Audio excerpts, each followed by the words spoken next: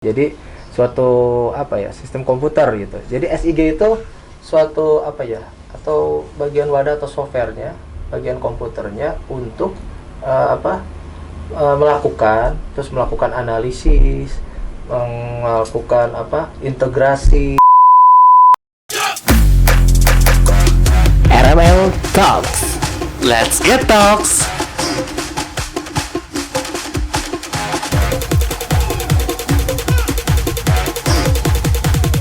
Kasim tanya sana sini.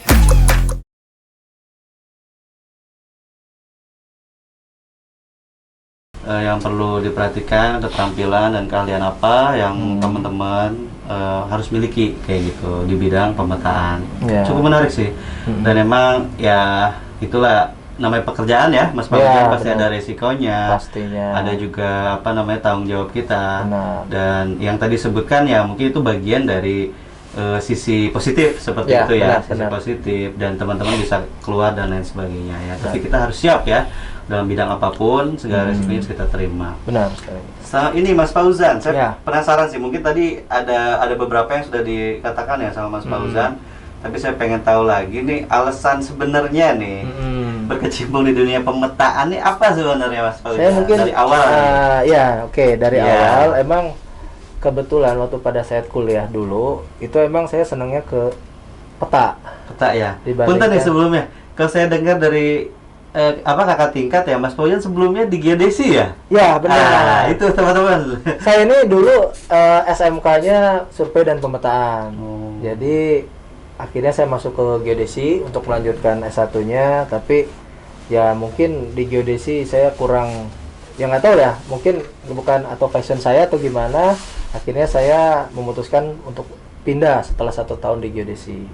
Nah itu saya pilih untuk ke planologi. Kenapa planologi? Karena menurut saya dan berdasarkan informasi waktu itu planologi itu sebenarnya belajar ke semua ilmu. Ada geodesinya, terus ada sipilnya ada, walaupun dasar-dasar ya. Terus ada geologinya, semua ada gitu. Makanya ya udah, oke lah, saya ambillah ke planologi.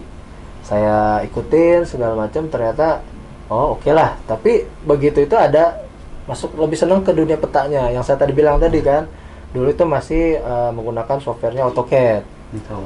Karena saya dulu juga PKL di Dinas Kabupaten Bogor di Cipta Karya kalau sudah Tata Ruang atau Cipta Karya lupa. Magang, itu sejenis magang lah. Magang itu saya buat peta set plan.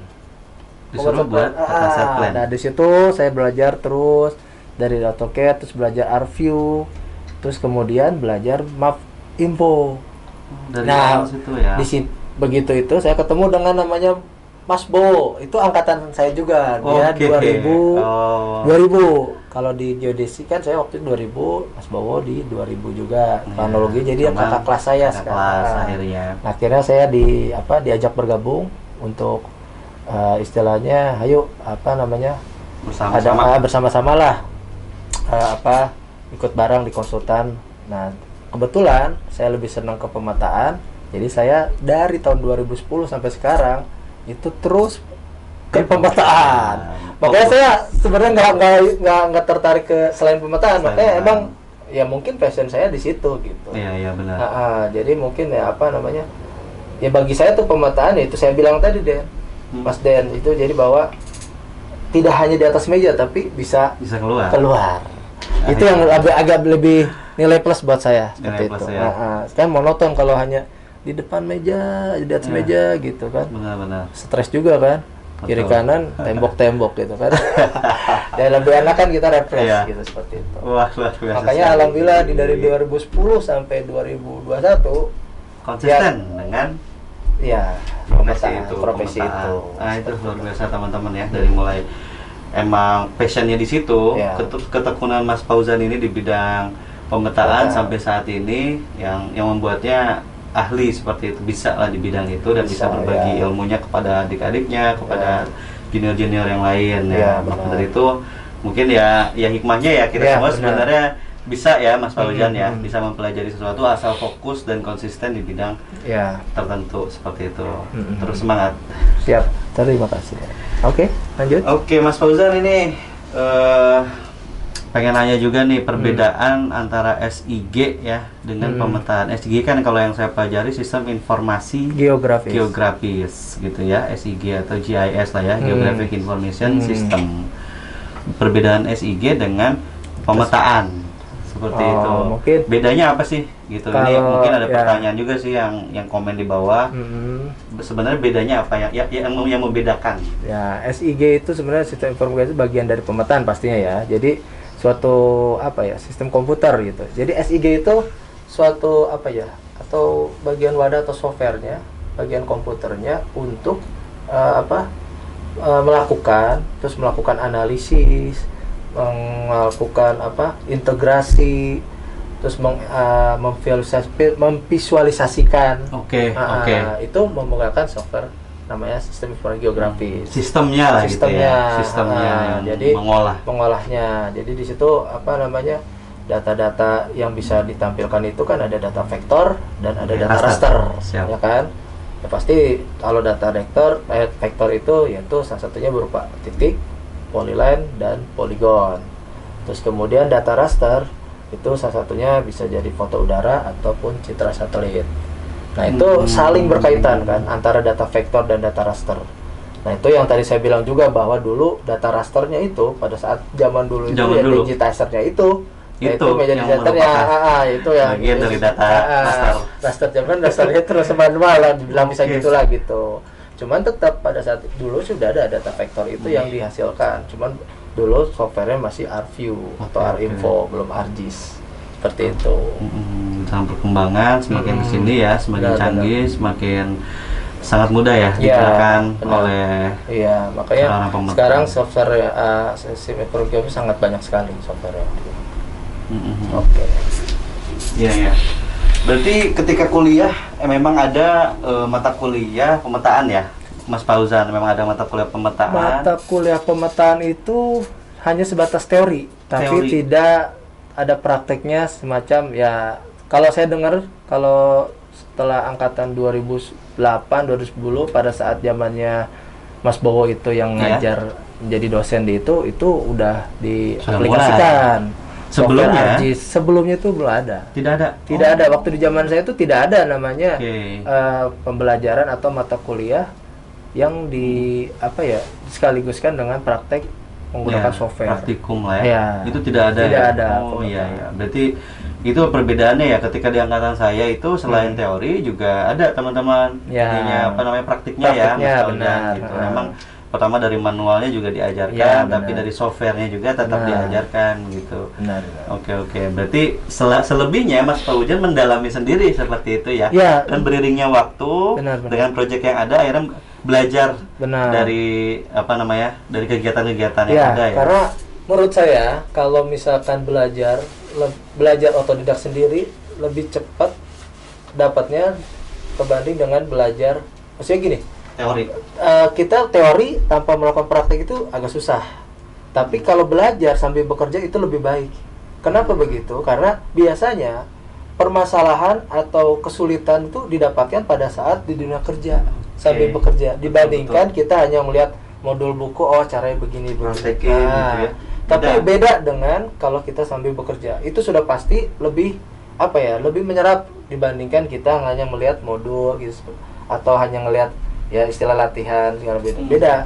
Tapi kalau dengan sambil kita bekerja, apalagi happy fun segala macam, kesulitan itu bisa cepat teratasi. Lebih enak itu yang saya alami ya, sambil kayak gitu. Karena itu emang enak sambil bekerja sambil belajar. Gitu. Dia sambil belajar. Iya, menurut saya begitu. Cara bahasa Sundanya mah learning by doing.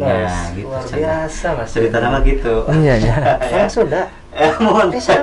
Mohon. Learning by doing gitu. Jadi belajar sambil mengerjakan. Iya, benar. Kerja tadi lah gitu ya. Mungkin teman-teman juga bisa mengadopsi seperti itu. Ada juga tipikal yang lain juga ya, mungkin Bapak Ujan ya. Iya, ada yang tipikal emang orangnya teoritis, dari teori dia ini ya apa namanya hafal gitu ya, paten lalu dipraktekkan. Kan beda-beda ya. Beda-beda. Ya. Tapi bagus, lebih bagus juga teori udah pasti.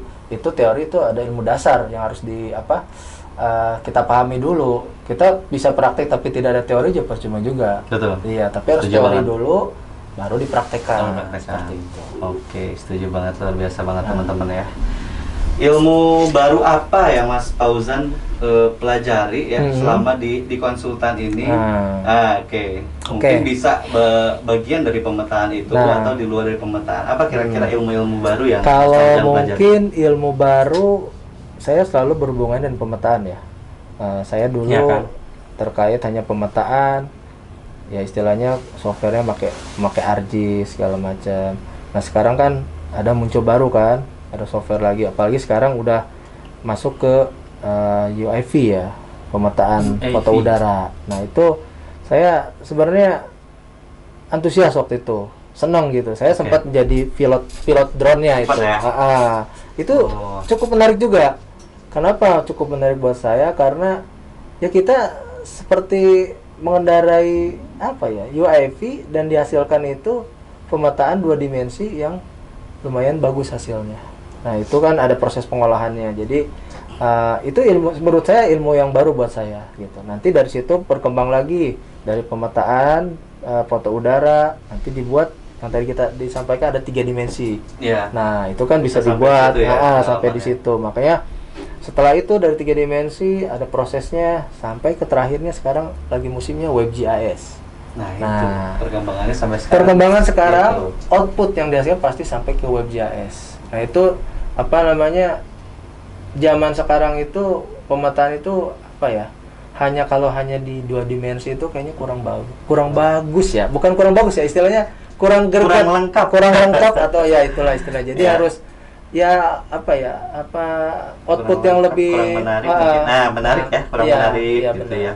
Jadi yang bagusnya itu sampai WebGIS. Sekarang itu alhamdulillah kegiatan WebGIS itu pasti setiap kegiatan selalu ada. WebGIS. Jadi GIS yang berbasis web. Seperti itu ya? Iya, benar. Berarti bisa diakses secara online oleh siapapun, benar sekali. Dimanapun. Wah, luar biasa sekali teman-teman. Berarti itu ada proses pengolahan yang lain, semisal ada orang IT-nya di dalamnya. Jadi ada ada kerjasama antara ahli pemetaan dengan ahli IT. Itu dia teman-teman. Jadi kan sekarang udah sampai situ. Sekarang udah sampai situ sekarang. Jadi kita tuh ada divisi geomatika, di dalamnya itu ada divisi pemetaannya dan divisi IT-nya. Jadi saling melengkapi. Jadi kita punya data pemetaan, bagaimana bisa kita publish ke masyarakat dengan menggunakan aplikasi WebGIS. Nah itu sangat lumayan banyak kegiatan yang sudah kita lakukan, outputnya seperti itu. Makanya teman-teman di kantor ya, di PT Real Media Lab ya, Mas Fauzan ini sebagai kepala divisi geomatika. Geomatika itu ada 2 sebenarnya, geospasial dan informatika. Itu makanya digabung di satu divisi karena manfaatnya tadi dan keterhubungannya ya Mas Fauzan ya sangat relevan sih menurut saya ya, dan ya cukup menarik juga untuk dunia konsultan sekarang, sangat menarik sekali. Kalau ini ya, kita kan bagian dari perencanaan wilayah ya Mas Fauzan ya. Konsultan kita bagian dari itu gitu ya, bergerak di bidang perencanaan wilayah, walaupun ada juga proyek-proyek lain gitu. Nah pentingnya gitu ya, nilai pentingnya pemetaan di dalam perencanaan wilayah dan kota ini menurut Mas Fauzan seperti apa? Kalau ngelihat pentingnya pemetaan dalam perencanaan tata ruang tata ruang kota atau wilayah itu, pemetaan tidak akan lepas dari itu. Karena kenapa? Pemetaan itu selalu satu paket dengan kasarnya dengan penataan ruang, karena kan akan diperdakan, itu selalu ada petanya. Terus kemudian pemetaan itu dijadikan sebagai pengambil keputusan dalam perencanaan tata ruang. Ya, itu makanya dibuatlah peta perencanaan tata ruang. Terus juga sebagai pengendalian pemetaan ruang. Iya. Ada rencana tapi tidak ada pengendalian juga percuma. Nah, itulah makanya disajikan dalam bentuk peta. Nah, itu kita lihat rencananya seperti apa, pengendalian ke depannya seperti apa, itu yang harus kita pahami seperti itu. Makanya harus saling berkaitan antara pemetaan dengan perencanaan tata ruang seperti itu. Proyek RT RW Provinsi Sumatera Barat. Oke, itu Mas Fauzan mengerjakan ya? Sempat. Mas Fauzan ya mengerjakan? Ya, tahun di 2010-2011 Sumatera Barat ya? Saya mengerjakan. Jadi banyak sih pekerjaan-pekerjaan yang sudah dikerjakan